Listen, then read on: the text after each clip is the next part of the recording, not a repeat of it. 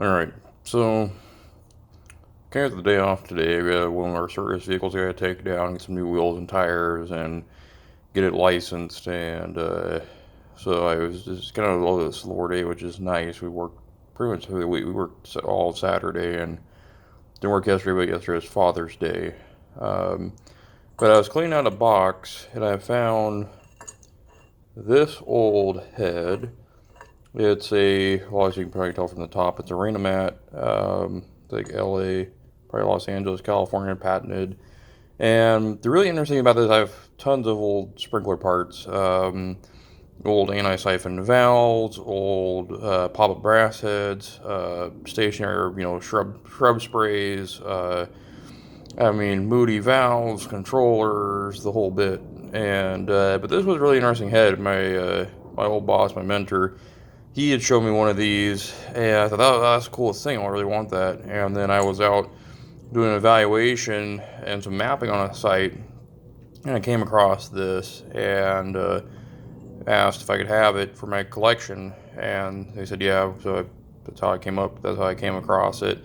And it had no earthly business being on that site because this head predates a lot of everything else around it. So I don't know where it really came from. But so what this is a impact rotors, I believe, how to be technically classified. There's I'm going to spoil, but there's a ball bearing on the inside of it. And so the really interesting thing is, if I tip this over, hold it up, so you can see it's still a pop-up gravity return, and you can see that little nozzle or turret that sits in the inside, and that spins, and there's two holes in it. So as that spins, it shoots a stream of water out, and really this upper area here is just a collar to direct the spray. So the head just spins that little turd in the middle just spins a 360, and then this upper area basically is almost like a blocker. If you had like an ag, sometimes it'd be a thin metal or a thin piece of sheet metal that helps block the sprays for where they don't want the heads to backspray on, say, a road or something else. So in this case, this head would probably be a 180. So I've already taken this apart once. See if I can do this one-handed. Doesn't look like it. So let me see if I can move it down where we can hold you. Right now I'm working on the drill press again. So I've already taken this apart. See if I can keep within some kind of focus here. So there comes the top off of it, and you can see nothing really special. It's just like a broached hex area. And then we will take this guy out. And so if you can see, yeah, you can see the ball bearing in there. It almost looks like there's some kind of helicoil that sits right in the top here. I'm not really sure if that was an earlier repair job. And then the other interesting thing too is that there's a small set screw, and that goes all the way to the bottom of the head, and that's actually limits the flow of water going to the head. Really smart, because a lot of even some of the brass we get today, there's no real way to regulate the flow going into it. So let me get that ball bearing out. So I got the head out of our way. Now we're down to the ball bearing. And that ball bearing interacts with this little tang. Now there's quite a bit of wear. I'm going to pick up the camera again and move us back up. Oops, sorry about that. So you can see that ball bearing interacts right at the bottom, and there's quite a bit of wear here, but essentially it looks like there's a screen to keep the ball bearing way out of the middle. And then here's that turret, and if I can do it without cutting my finger, you can see that turret will just sit here and spin 360 degrees. It's got two holes in it, and it sits there and spins inside this upper, I don't know, I'd say a collar, and it's got a slight spring loading to it. But real early stuff. After this, because we had back, 30, 40 years ago, maybe even a little bit further, some people might know better than I do, but they're cam-driven, back before the days of the modern gear-driven rotor.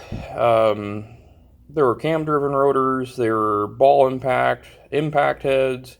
This is a version of impact head, since it uses that ball bearing to basically, bounce around in there and actually spin this and hit this. Here's where you can see the wear there on the bottom of that. So Anyway, I thought I wanted to show that. And everyone, these things in many ways stayed in production, not this directly, but R50s, R50 Turf Birds, TDRs, which is kind of the retail version of that. Those are both Rainbird products. Safety lawn, maybe I'll do a video sometimes of our safety lawn heads we have.